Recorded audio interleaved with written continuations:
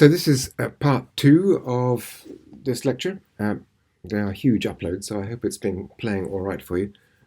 And we're going to be looking into a little bit more of new product development now, and I will go through this relatively quickly. So I'm sure we're all familiar with this gentleman, James Dyson. James Dyson actually local to Bath originally, and still, when he's not in Singapore, lives just north of the M4. The point of this story is that new ideas can come from anywhere, and James Dyson was earlier in his life, a young married man. He was a fairly modern house husband. He was doing some of the vacuum cleaning at home, and he got really fed up with having to change the bags in his vacuum cleaner. So there was an unsatisfied need, if you like. He was taking his dog out for a walk in the woods, and he came across a sawmill. And you may know that sometimes sawmills have on top of them those chimneys which rotate. They have lots of louvers in them, vertical louvers, and as they rotate, they cause a bit of suction and draw out all the dust from the air, which is important for a sawmill. James Dyson was also a huge fan, because of his engineering background, of Frank Whittle, who was the man who invented the jet engine. And he put together thoughts of jet engine and that chimney on the sawmill, and realized that you could use a sort of turbine device to create suction. So he built a cardboard model when he got home and made it work somehow, and it did manage to suck up some dust from his floor.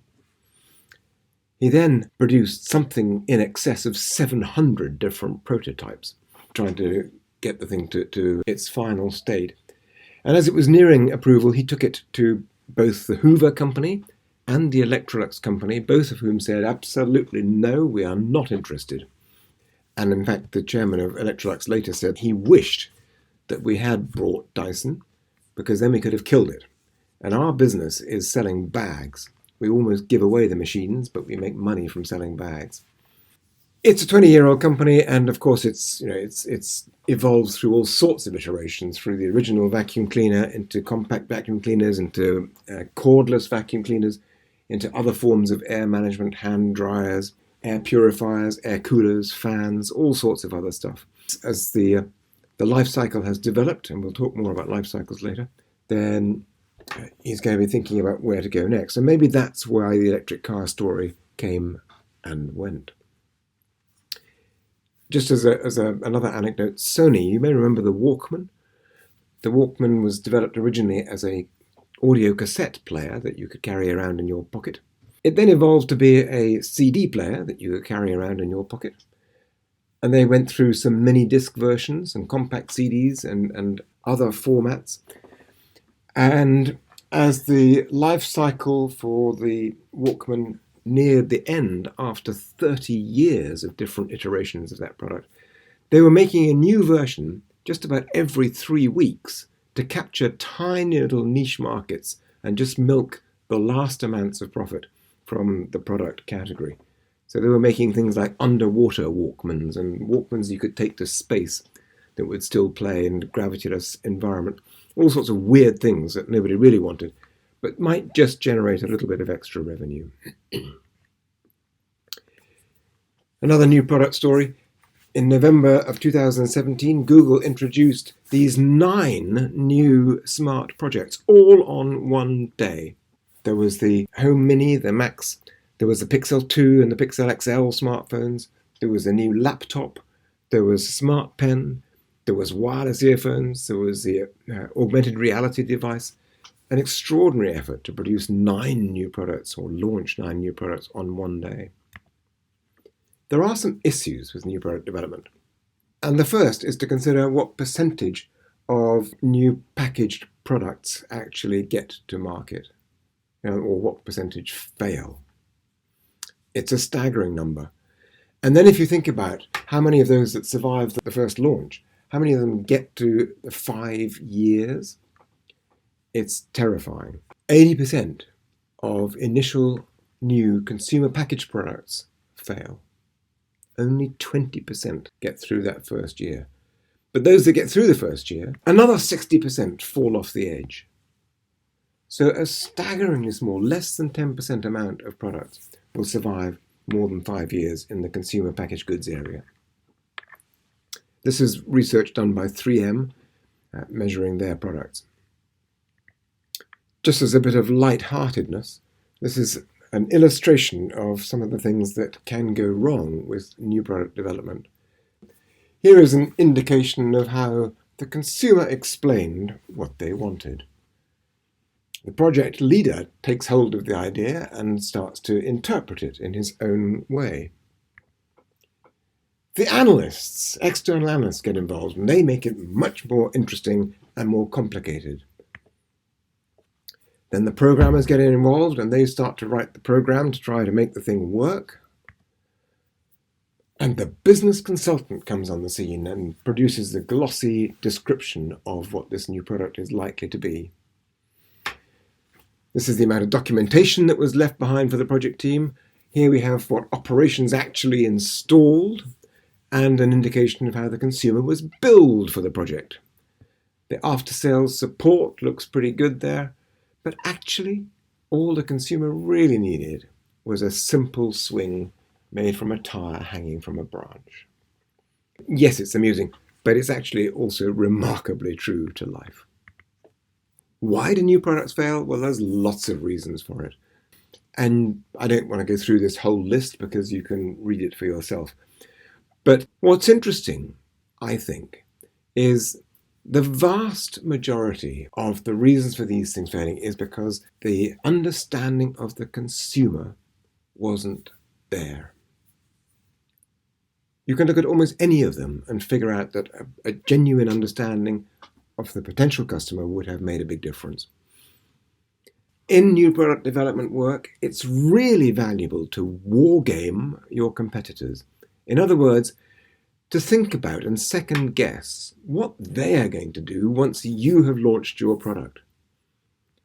And you can think about different things that they might do and then prepare actions or counter actions that you would do once they've done what they're going to do. And then you can take it to the next level and think about, well, how are they going to react to what you've just done in response to them?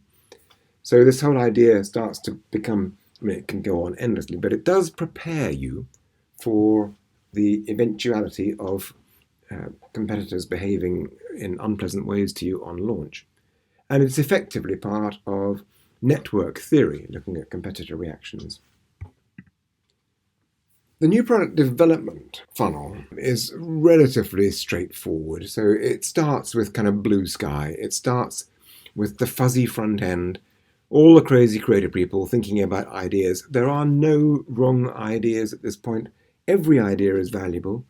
Almost no idea is going to be fully formed, but a lot of ideas have the nascent spark that may become something brilliant later with proper curation.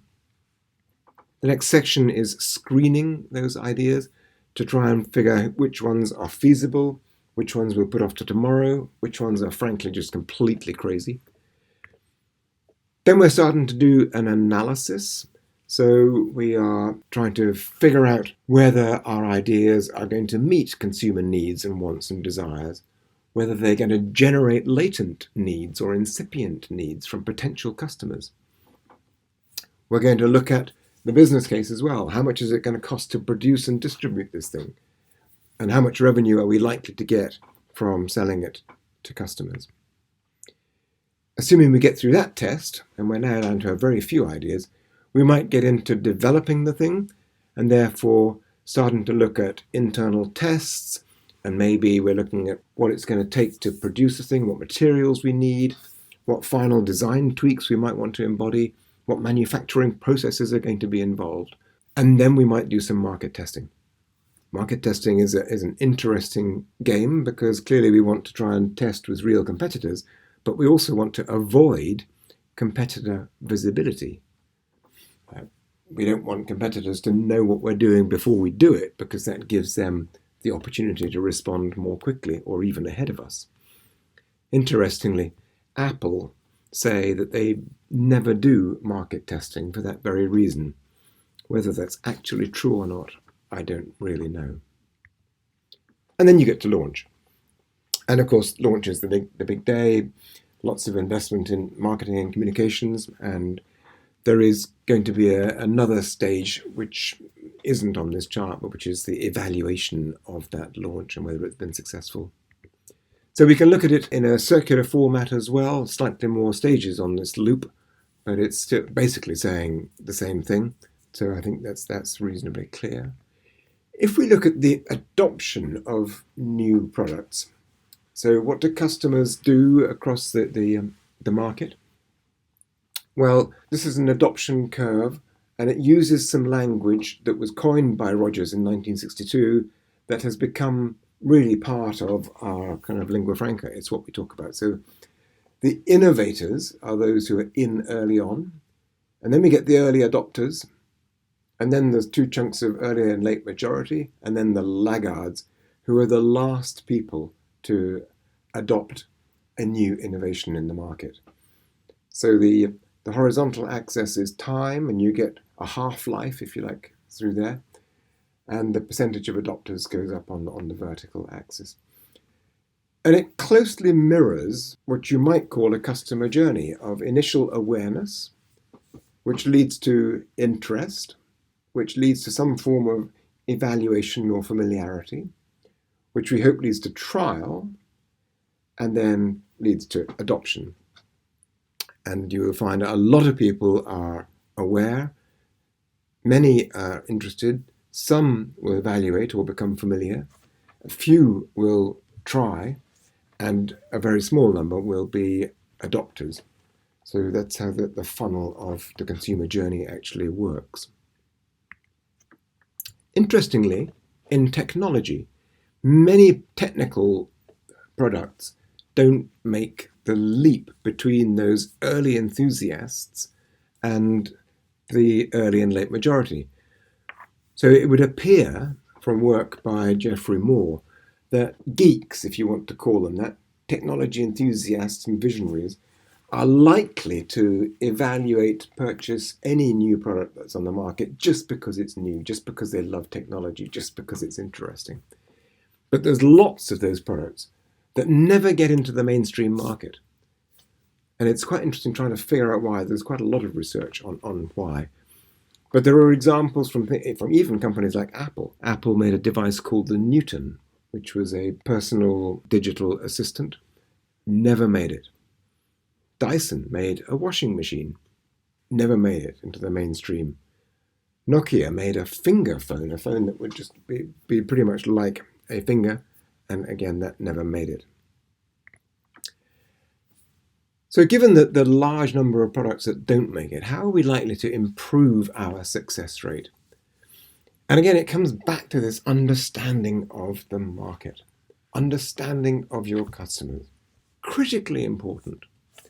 And only if we understand them can we address them with a well-defined product concept that's going to be relevant and different for them, that's going to meet the customer need.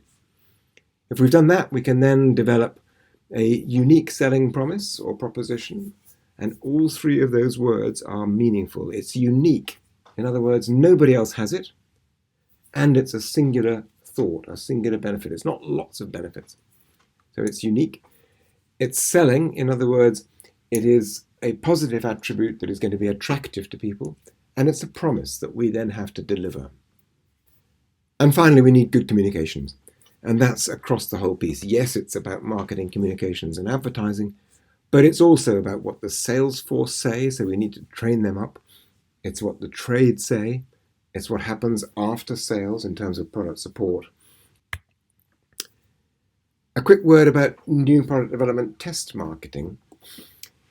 It's a good idea in that it clearly, if we do some research, it will reduce the likelihood of our product failing because we'll understand whether it's popular or not and where it has strengths and weaknesses. It does enable us to refine the new product before it gets to launch or before it gets very far into launch. That might mean in the product itself, it might mean in the way that we promote it or how we price it or package it or whatever. And it allows us to make some educated, informed forecasts about how the thing is going to perform, which will help with budgeting over the longer term. However, it's a bad idea in that there are lots of risks involved. It's expensive to do new product test marketing. or at least to do it in a way which is going to be valuable and provide good data. It may well be simply unnecessary if we've really understood our customer and our consumer, and if we've followed the procedure properly, then the likelihood is that it's going to be confirming rather than disturbing. But whatever we do, new product test marketing is an unreal, unnatural situation. You're asking people to evaluate a product or a service in a way that doesn't happen in real life. So the consequence is that the results from that research may be inaccurate and may even be contrary. Doesn't matter whether it's product or communication research. As an example, one of the longest running campaigns that I was involved with was for Heineken. And some of you may remember the Heineken line that Heineken refreshes the parts that other beers do not meet. When that was researched before launch, consumers universally said, "Ooh, don't like that, that's rubbish." But it was only because of a committed agency and a committed brand marketing man that that campaign launched, and it turned out to be one of the most successful beer campaigns that the industry has ever known. And the other risk is of course, that we alert competitors to what we're doing. So they can copy what we're doing, they can intervene in the process, they can claim a different advantage. So it's a really bad idea that competitors know what we're doing before we do it. And just to conclude this session, something about brand extensions, where we are taking our brand and trying to go further than we have before. It may be, as Keller and Acker have said, the use of existing established brand names to enter new product categories or classes, or it may be to enter new markets as well, as we've talked about before. But there are two different sorts of brand extensions, and they are vertical and horizontal. So it's quite similar in a way to what we've talked about. Just to be clear about that, if we look at a vertical type of brand extension, then something like Marriott is quite interesting because it's an endorsed brand, as we've talked about in a previous lecture. But what they're doing is building a lot of sub-brands in the same category. They're all hotels, but they're all meeting slightly different needs, slightly different customer groups. If we consider horizontal extensions, they are using the same brand, obviously, but moving into different businesses, different categories. And Virgin is a great example of that, moving originally from music into airlines, into balloon flights, into internet provision, into cola, into banking, all sorts of different types of businesses, and held together really by the adventurism and entrepreneurial nature of the Virgin brand. Vertically, we are looking at the same category, but normally at a different price point or quality point. If we were to look at, for instance, at Walls, a Unilever brand, ice cream, then they're looking at a different market, a different price point, a different product to meet that different consumer need. If we are looking at cars, for instance, then you could think about Porsche. Porsche being the manufacturer of a sports car, but they have recently produced their SUV. Jaguar have done the same. Mercedes have gone the other way and have produced the Mercedes A-Class, which is a small compact car, and even the Smart. If we look at horizontal extension, then we're thinking of what else would our customers want from us. So there's lots of studies in that area, but if we think about Procter & Gamble and their monthly product Always, they have also produced a different product for a different need. It's a daily need, and that is called All Days. Similar customer group in the same category, but a different product meeting a slightly different need. So we're getting customers to benefit from the trust they have in our brand through a new experience in a slightly different area.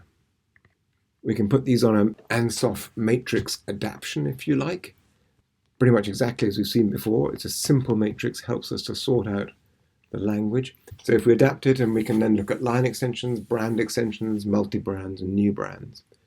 And to illustrate that, Procter & Gamble's Head & Shoulders would be a classic case where we have got lots and lots of variations, but in existing product category with the existing brand name.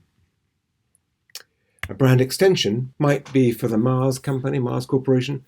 Yes, they have Snickers, but Snickers ice cream is a wholly different category, requiring different distribution, different display mechanisms, and it's a different usage occasion. So that's why that's an extension. If we're looking at multi-brands, well, Toyota have various sub-brands under the Toyota name, whether that be Corolla or Auris or whatever. But they decided to build a new brand under their house called Lexus. So there is a multi-brand strategy or extension. And new altogether, well, maybe there's an example from Amazon launching Kindle, which is in a new category, book readers they never had before, and it's a new brand called Kindle. There isn't much reference to Amazon on there. The nature of products is changing a lot. And that's just an interesting chart that came from IBM, which shows the level of disruption in some really significant markets. None of these are a surprise, but it does cause us to question, when is a product not a product? When does a brand take over from form and function? I think that's an interesting question to leave you with. So to wrap up, a little poem. Every morning in Africa, a gazelle wakes up, and it knows it has to run faster than the fastest lion, or it will be killed. Every morning, a lion wakes up, and it knows it must outrun the slowest gazelle, or it will starve to death. It doesn't matter whether you're a lion or a gazelle. When the sun comes up, you'd better start running. Thank you, and I leave you with the same theme tune.